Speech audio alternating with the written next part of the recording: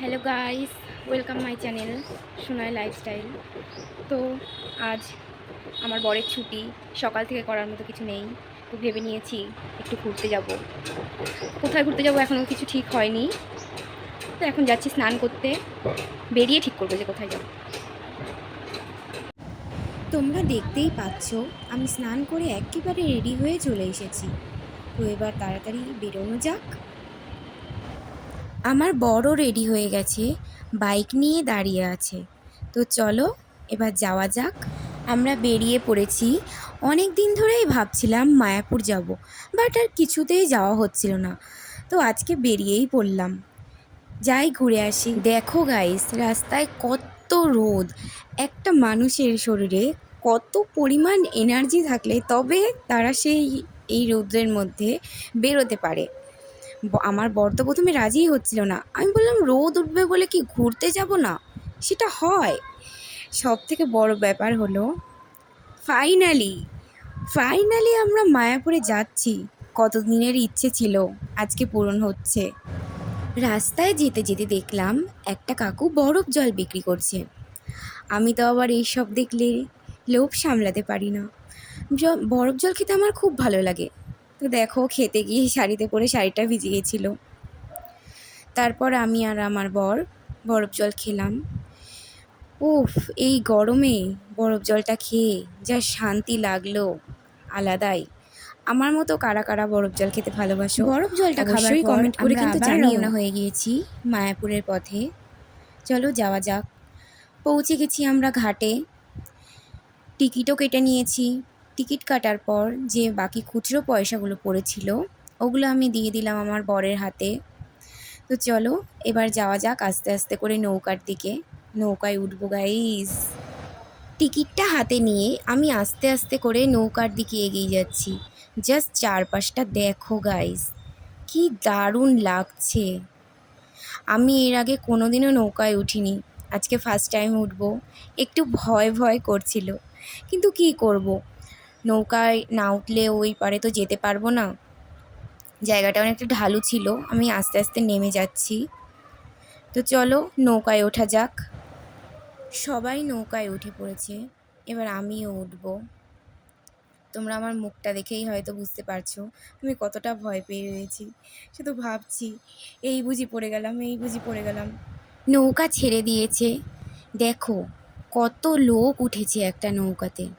আমি যদিও আগে কোনো দিন উঠিনি, একদিকে যেমন ভয় লাগছিল আর একদিকে তেমন আনন্দও হচ্ছিল যে নৌকাতে উঠেছি। বেশ এনজয়ই করছিলাম। আমার মাথায় শুধু উল্টোপাল্টা চিন্তা ভাবনা ঘুরে। শুধু আমার বরকে বারবার বলছিলাম আমি নৌকাটা ভেঙে পড়ে যাব না তো, ওই পাশ দিয়ে উল্টে পড়ে যাব না তো, যেহেতু কোনো দিন উঠিনি। খুব ভয় লাগছিল। উফ বাবা, শেষ পর্যন্ত তাহলে নামলাম। উফ, আমরা মায়াপুরে পৌঁছে গেছি। দেখতে পাচ্ছ চারপাশে কত দোকান আছে, যদিও দোকানগুলো এখন বন্ধ, হয়তো বিকেলবেলা বা সন্ধেবেলার দিকে খুলবে। আমরা এখন চলে যাচ্ছি পার্কিং জোনে, গাড়িটা রাখবো, তারপর মন্দিরের ভিতর ঢুকবো। গাড়িটা পার্কিং জোনে রাখার পর দেখি গেটের সামনে একটা ডাবের দোকান। আমার বর আমাকে একটা ডাব কিনে দিল। গরমের মধ্যে ডাবটা খেতে ভালোই লাগছিল বেশ। এবার আমি একটু খেয়ে নিই, তারপর আমার বরকে দেবো একটু। বেশ ভালোই লাগছিল খেতে। এখন আমরা হেঁটে হেঁটে মন্দিরের দিকে যাচ্ছি। প্রচণ্ড রোদ ছিল, কি তাপ রোদের। হাঁটতে হাঁটতে আমরা চলে এসেছি মন্দিরের গেটের সামনে। কত সুন্দর লাগছে দেখো, খুব সুন্দর লাগছিল। তো চলো এবার ভেতরে যাওয়া যাক।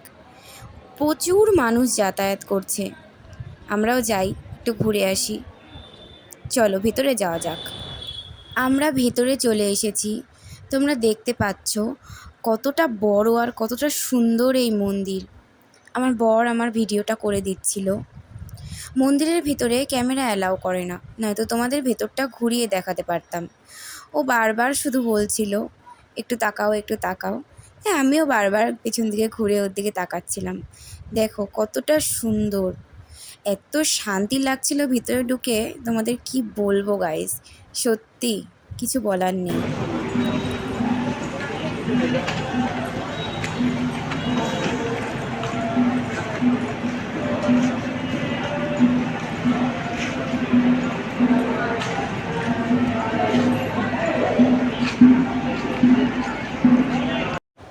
আমরা ভিতরে চলে এসেছি।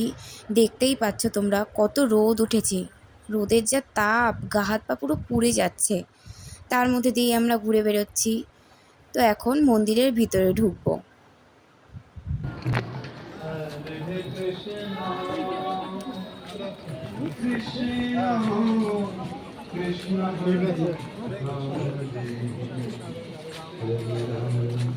হরে রাম রাম রাম হরে রাম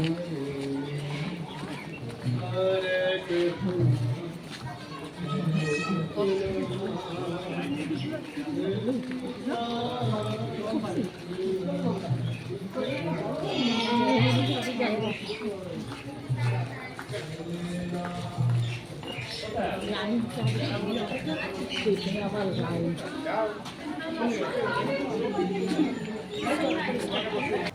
তোমরা যে রাস্তাটা দেখতে পাচ্ছ, এইটা হচ্ছে মন্দিরে প্রবেশ করার রাস্তা।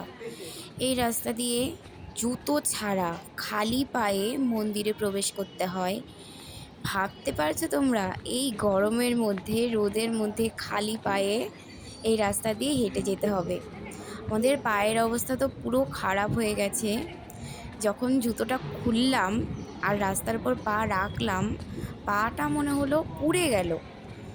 নিয়ে যখন জুতোটা আবার পরলাম, দাঁড়াতেই পারছি না, এত পায়ে যন্ত্রণা করছে। কিন্তু মন্দিরে ঢুকতে গেলে তো একটু কষ্ট করতেই হবে, জুতো ছাড়াই মন্দিরে ঢুকতে হবে। মন্দিরের সামনে জুতো অ্যালাউ নেই, ওইদিকে গিয়ে জুতো জমা রেখে আসতে হয়। জুতো, ফোন, ব্যাগ তোমরা যে যা নিয়ে যাবে ওই পাশে গিয়ে জমা রেখে আসতে হবে, আবার বেরোনোর সময় নিয়ে আসতে হবে।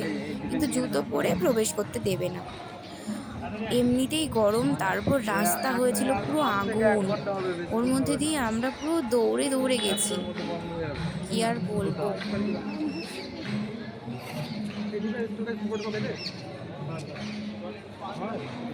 এই জুতো নিবি? তাহলে চ, এবার কোথায় যাবি? তোমরা দেখো গাইস, আমরা রোদের মধ্যে কিন্তু কিভাবে হাঁটতে হাঁটতে যাচ্ছি। তো পা পুরো কিন্তু পুড়ে একদম হয়ে যাচ্ছে। মনে হচ্ছে ঠান্ডা জায়গায় যাওয়ার পরে মনে হচ্ছে পায়ের তলটা পুরো পুড়ে গেছে মনে হচ্ছে এরকম।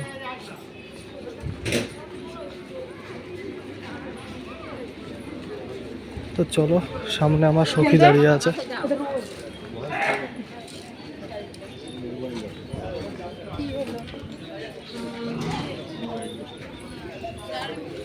চলো। মন্দিরের ভিতর থেকে ঘুরে আমরা বাইরে চলে এসেছি। এখন আমরা যাব প্রসাদের লাইনের দিকে। তো চলো যাওয়া যাক। দেখো সবাই গাছতলায় সুন্দর বসে আছে। এই যে আমার বউটা, হাসি আর ধরছে না ফার্স্ট টাইম মায়াপুর এসে। দেখি দেখি কেমন লাগছে তোমার? তো সামনে একটা সুন্দর খাবার জায়গা, এখানে পিৎজা থেকে শুরু করে সব কিছু পাওয়া যায়। আমরা চলে এসেছি প্রসাদ দেওয়ার ঘরে। দেখো তোমরা কত ভক্ত রয়েছে। এক্ষুনি প্রসাদ বিতরণ শুরু হয়ে যাবে। কত মানুষ দেখো এখানে প্রসাদের জন্য বসে আছে। এক্ষুনি প্রসাদ বিতরণ শুরু হয়ে যাবে। দেখো কত মানুষ। প্রসাদ বিতরণ শুরু হয়ে গেছে। প্রথমেই এখানে দিয়ে দিয়েছে আতপ চালের খিচুড়ি। খিচুড়িটা যা টেস্ট ছিল না, কি বলবো, মুখে লেগে আছে এখনো। খিচুড়ির পরে এখানে দিয়ে দিয়েছে ভাত, ডাল, আর তারপর শেষ পাতে দিয়েছিল ইঁচড়। খাওয়াটা জাস্ট জমে গিয়েছিল। আমাদের খাওয়া দাওয়া কমপ্লিট হয়ে গেছে। এখানে আমি আর আমার বর বেরিয়ে পড়েছিলাম বাড়ির পথে রওনা দেওয়ার জন্যে। বেরোনোর সময় গেটের বাইরে দেখতে পেলাম মালাই পেপসি বিক্রি হচ্ছে। আমার বর দুটো মালাই পেপসি কিনলো। এখন পেপসি দুটো খেতে খেতে পার্কিং জোনের দিকে যাব, তারপর গাড়িটা নিয়ে বাড়ির দিকে রওনা দেব। তো চলো পার্কিং জোনের দিকে যাওয়া যাক। গেটের সামনে থেকে দুজন মাসিমা এসে আমাদের তিলক কেটে দিয়েছিল। খুব ভালো লাগে তিলক কাটতে। তো আমরা এখন বেরিয়ে পড়েছিলাম ঘাটের উদ্দেশ্যে। নিয়েও এখান থেকে ভাবছিলাম মাসি শাশুড়ির বাড়ি যাব একটু। তো চলো, আমার মাসি শাশুড়ি এখনও জানে না যে ওদের বাড়িতে যাচ্ছি।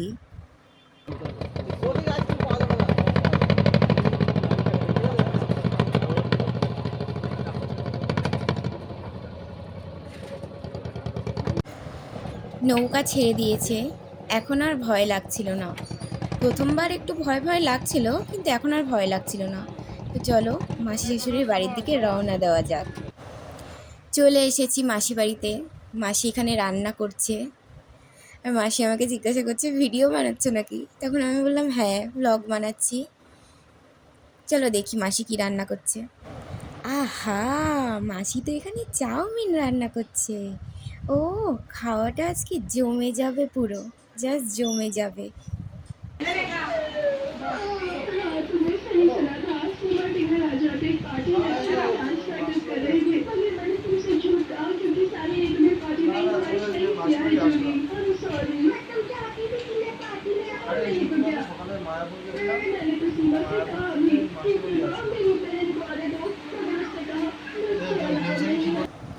চাউমিন খাওয়া শেষ হওয়ার পরেই মাসি এখানে দেখো কত রকমের মিষ্টি এনেছিল।